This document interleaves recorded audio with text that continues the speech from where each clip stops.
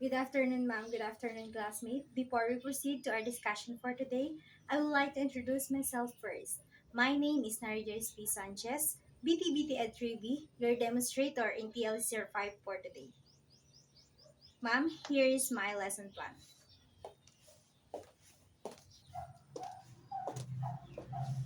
Okay, let's start. Please all stand. Please pick up the pieces of paper under your chair and beside your chair and arrange it properly. Miss Kira, please lead the prayer. In the name of the Father, the Son, and the Holy Spirit. Amen. Amen. Thank you, Miss Kira. Good morning, class. I can hear you. Please louder. Good morning, class. Ayan. Kamusta ang araw nyo? I hope masaya kayo and nag-enjoy naman kayo. Okay. Okay, I will check your attendance first. Please, Miss Secretary, give me the list of your classmates who presents for today. Thank you. Okay, for the recap or for our previous lesson last meeting, who else? What are those? Miss Santos. Ayan, thank you. Who else? Mr. Ribio. Okay. Who else? An idea? Okay, Mr. Toribio. Ayan, okay. Ano nga ba tinalakay natin last meeting? Ito ay ang iba't ibang um, differences between the carpenter, carpentry, and construction. Ano nga bang pinagkaiba ng tatlong to? Ano ang ibig sabihin ng carpenter? Who else? Miss Kabilin? Okay, thank you. Who else? Ayan. Ano nga bang pinagkaiba ng carpenter kay construction?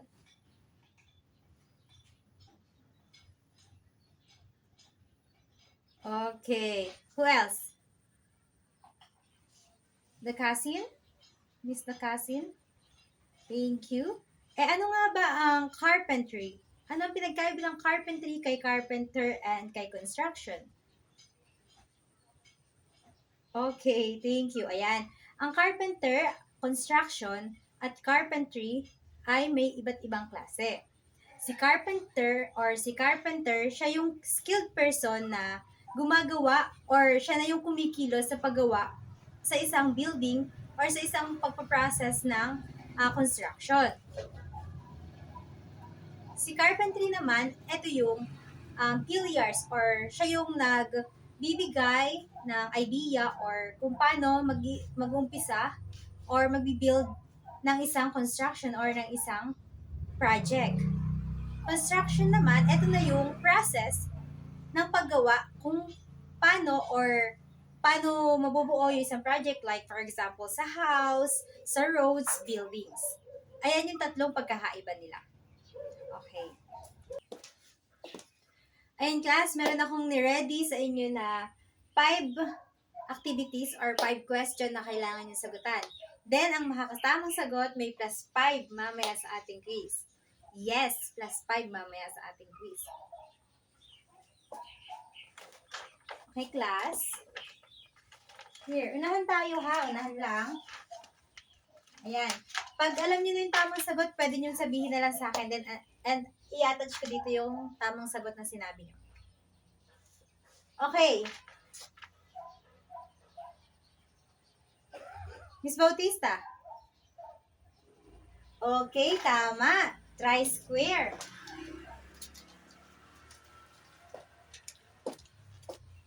Ayan. Plus, who else? Pwede ka magsagot. Go. Ayan. Try square. Tama. Number 2. Who else? Go. Miss Katie. Okay, thank you. Tama. Hakso. Ayan. Gagaling naman.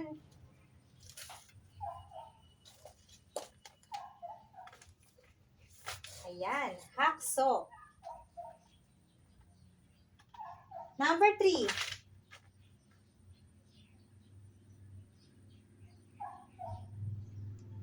Miss Pineda. Okay, tama. Plywood. Yan.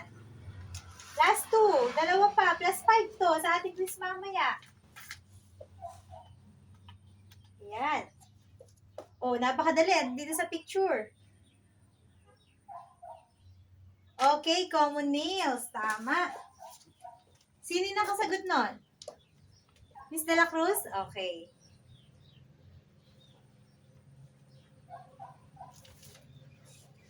Yan. Common nails.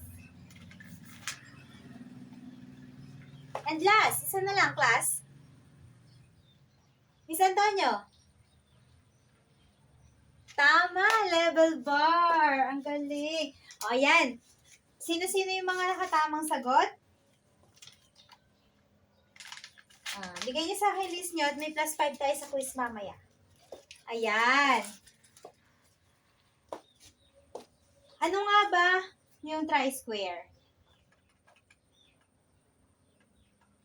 Ayan siya.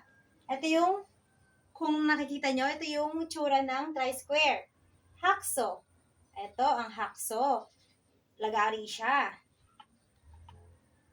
Plywood. Ito yung tsura ng plywood. Gawa siya siyempre sa kahoy, wood, plywood. Common nails. Karamihan naman sa atin, alam di ba ang common nails? Ayan, ito yung picture ni common nails. And si level bar. Ayan. Ito ang picture niya. Okay, thank you. Guys, kung mapapansin nyo, para saan yung binuo nating word kanina sa jumbled letter? Who else? Mr. Kasil? Okay. Sila yung mga materials and tools na ginagamit sa pagbibuild or sa mga project na gagawin ng isang carpenter. Tatalakayin natin yan. Ayan, for our topic for today. For our objectives, identify the common construction materials and tools in carpentry. Number 2, demonstrate the various uses of constructions, materials, and tools in making a project. Number 3, organize the different construction materials and tools. Ayan, proceed tayo. Ano nga ba ang topic natin? Our topic for today is carpentry prepare materials and tools. For our definition of terms. Number 1, carpentry. Ano nga ba ang carpentry? Any idea kung ano nga carpentry? Para lang ito yung nasa previous lesson natin, last meeting. Miss Santos? Okay, thank you. Carpenter is the craft of cutting, shaping, and assembling wood to create structures and objects. It involves using a variety of tools and precision and creativity. Carpenters use different tools and materials to complete their works. Ibig sabihin lang ang carpentry, siya yung nagpaplano, siya yung gumagawa, or ito yung pillars kung paano magbibuild ng isang project. Then, ito rin yung carpentry, ito rin yung nagka-craft or nagka-cutting or shaping ng isang project or ng isang tools or materials na ginagamit sa pagbibuild ng isang construction or building. Then, naka-involve dito or nakapasok dito yung mga tools and materials na dapat gamitin or kung paano ba yung proseso ng paggamit ng mga materials and tools sa paggawa ng isang object or ng isang project. Then, yung carpenters is, ito yung iba't ibang klase ng tools and materials na dapat makumpleto sa isang trabaho or sa isang pagbibuild ng isang project. Yun ang isang carpentry. Next natin, si carpenter. Ano nga ba si carpenter? Carpenter. Who else? Miss Angono. Okay, thank you for your idea. Carpenter is a skilled person who works with wood to build or fix things. Ibig sabihin lang, si carpenter, eto na yung tao or skilled person na siyang gumagawa or nagbi-build ng isang project. Si carpenter, eto na yung gumagawa mismo or yung tao na nagbi-build or nagpi-fix ng isang project or ng isang bagay. Ayan si carpenter. Ano na ulit si carpentry? Okay, thank you. Si carpenter. Okay, naintindihan naman natin, class. Next one, constructions. Constructions, a broader term that includes building things like houses, bridges, and roads. Anyone? Sino merong idea kay construction? Ano nga ba si constructions? Anyone from the class? Mr. Mangolabnan? Ayan, thank you. Si constructions daw, ito na yung nagbi-build or siya na yung mismong nagbi-build na isang building or nagko-construct na like houses, buildings, mga roads. Ayan, ito na yung start na paggawa na ng isang building or na isang project. Ayan. O ano ulit yung pinagkaiba nilang tatlo? Anyone? Okay, thank you. Very good, class. Ayan, next na tayo. Ayan, dito na tayo kay tatalakayin natin ang tools. Ano nga ba ang mga tools na ginagamit for the construction or sa pagbibuild ng isang project? Ayan.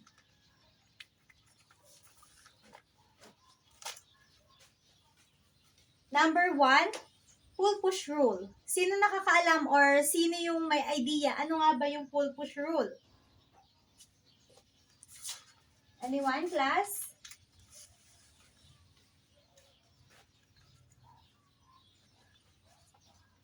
Ayan, ito si pull-push rule. Pull-push rule used for measuring long distances. Ang ibig sabihin, sa pagkakaalam nating lahat, di ba, si pull-push rule or nakikita natin sa picture or sa image, si pull-push rule ay isang metro sa pagkakaalam natin. Pero ang tamang description or tamang tawag sa kanya ay pull-push rule. Ito yung ginagamit for measuring kung gaano ba kahaba yung sukat na gagamitin natin sa pag-build ng or paggawa ng mga building. Or ito yung talagang pangsukat, isa sa pinakamahalaga sa isang tools ng carpentry. Ayan, next tayo. Ano naman to, class? Anyone? Mr. Montero? Ayan, kitang-kita naman sa image. Ito ay isang claw hammer. Ang claw hammer used for driving and pulling our nails. Ayan. Si claw hammer. Ito daw yung nagsisilbing driving or pulling out the nails. Like for example, karaniwan or kilalang-kilala na yung martilyo, di ba?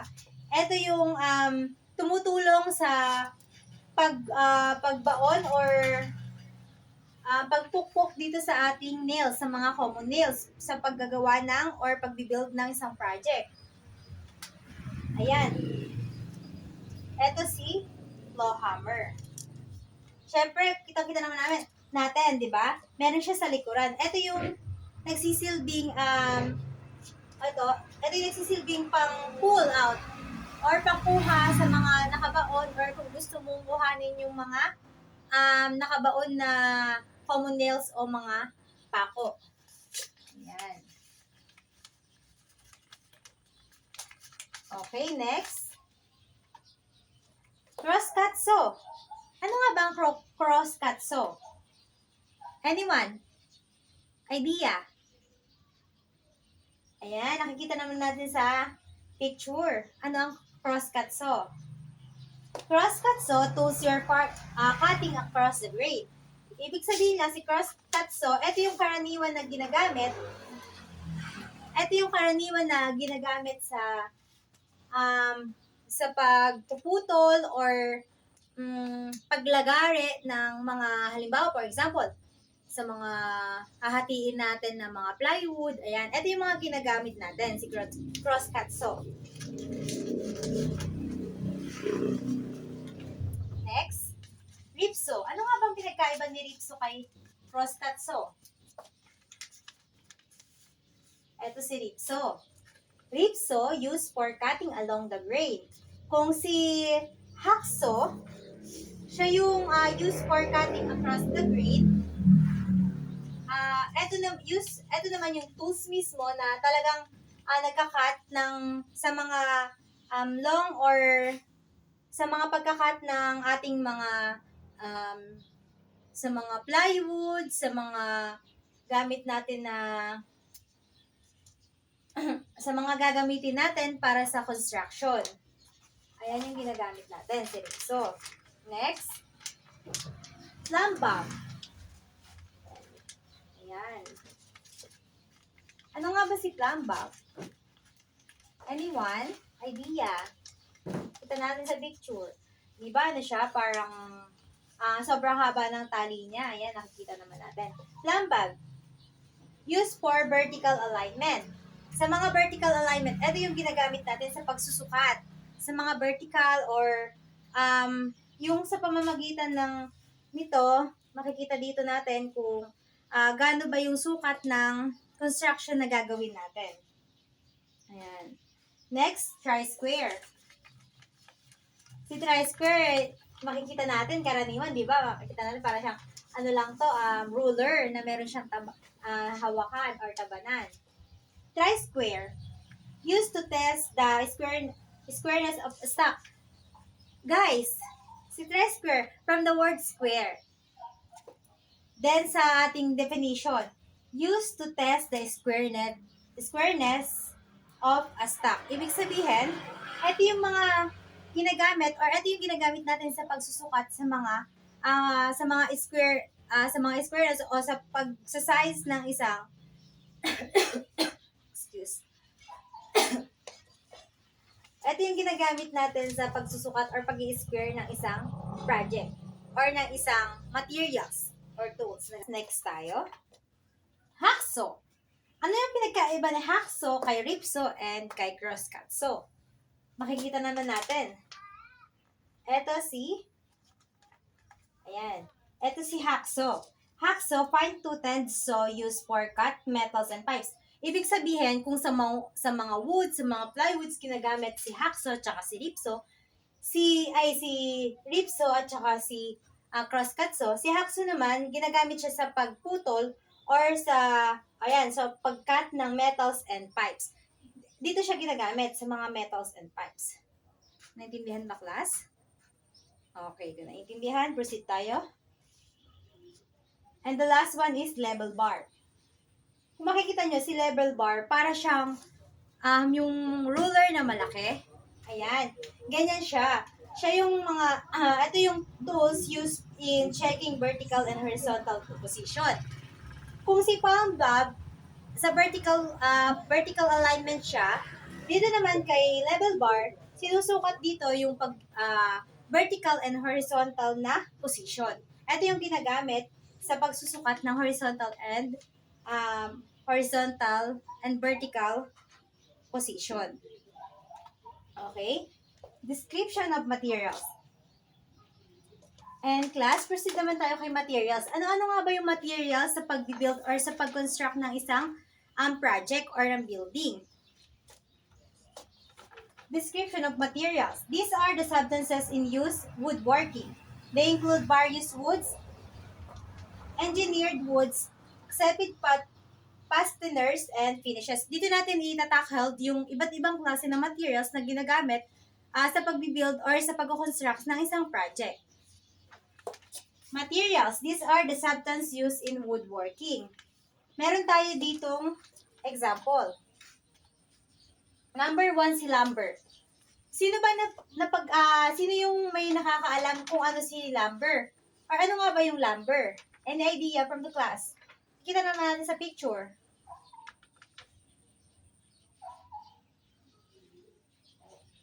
Mr. Toribio? Ayan. Si lumber ay isang wood boards of various sizes and types. Si lumber, dito na makikita yung mga sizes, meron siya ng iba't ibang sizes.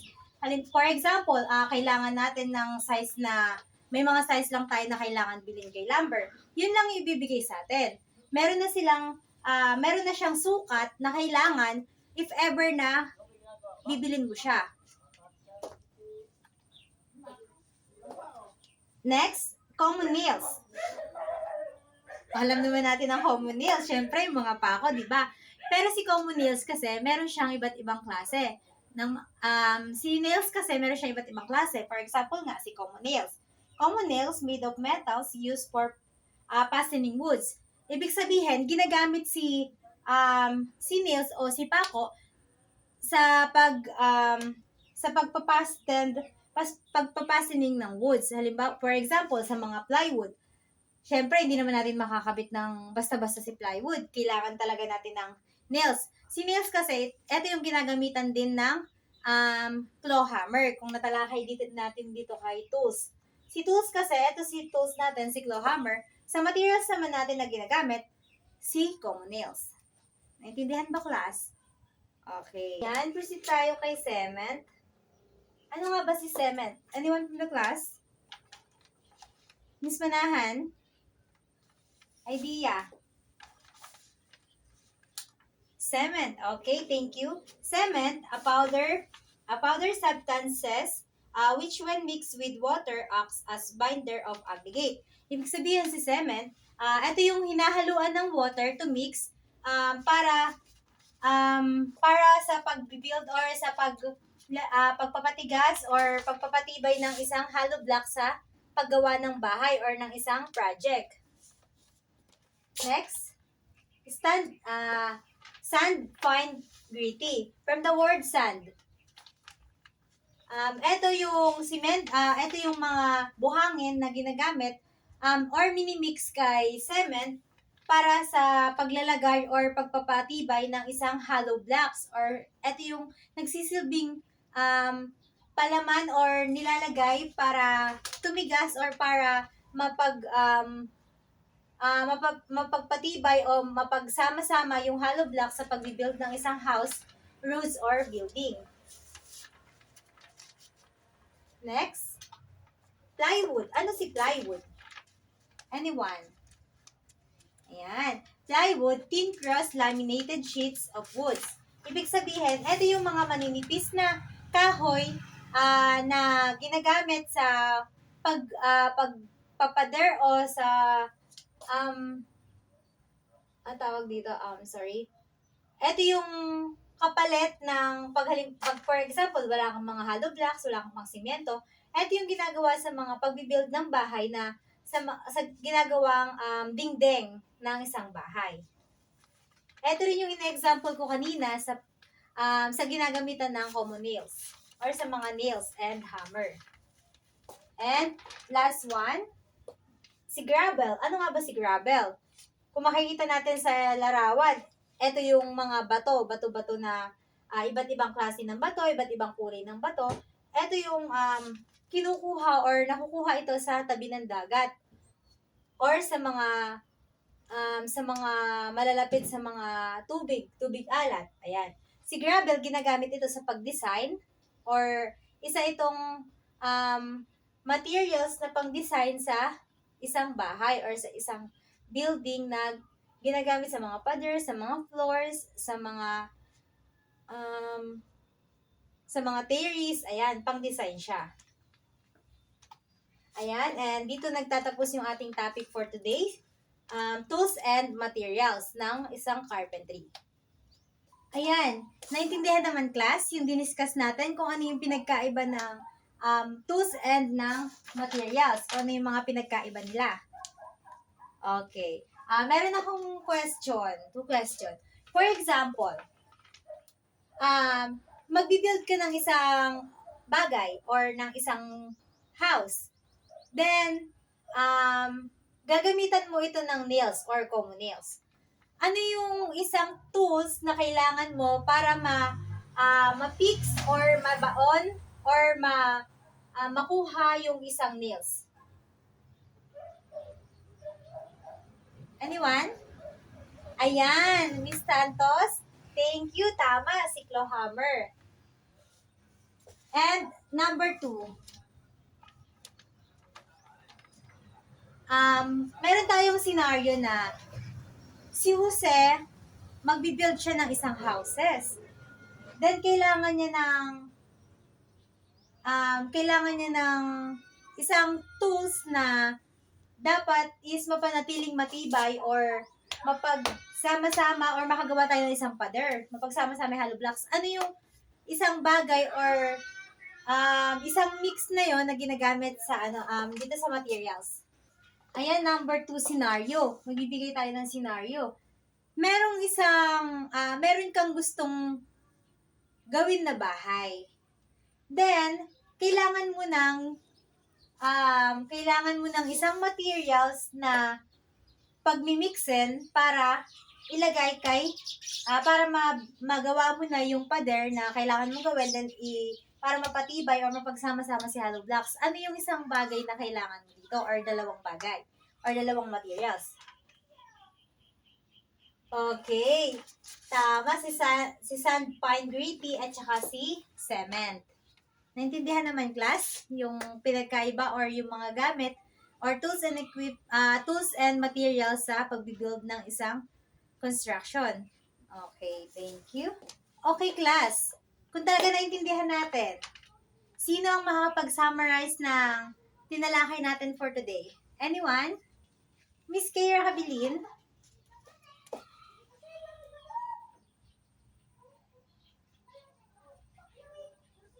Okay, thank you very much.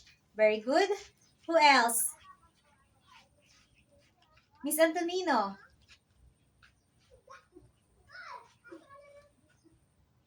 Okay, thank you so much. Ayan, naintindihan naman pala natin yung tinalakay natin for today.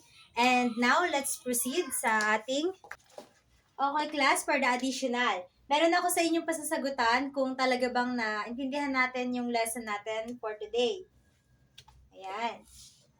Select letter of the term from the box being described on the following statement. Write the letter of the correct answer on the blank provided before each item. Number 1. Sino makakasagot?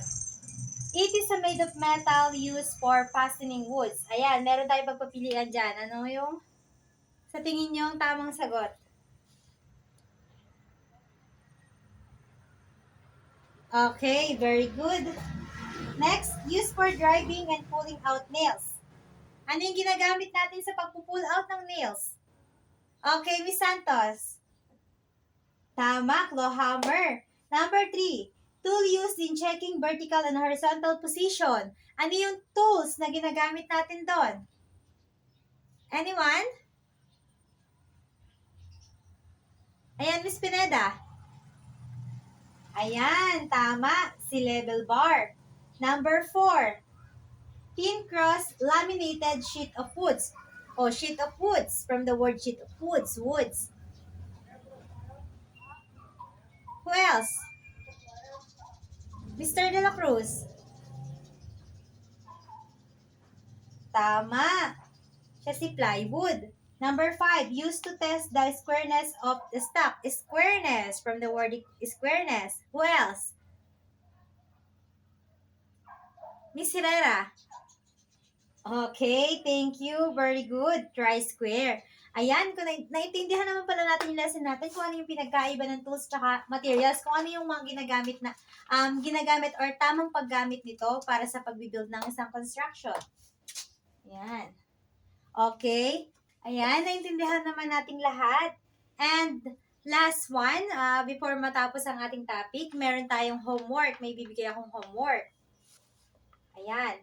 Research as specific safety procedure related to construction tools and materials. Ayan, yun yung isi-search nyo or yung homework natin or assignment natin na kailangan. Next meeting is masubmit nyo siya sa akin. Okay? Hanggang dito lang ang ating topic for today. Thank you, class. Okay, goodbye. See you and God bless. Thank you for cooperation. Ingat kayo.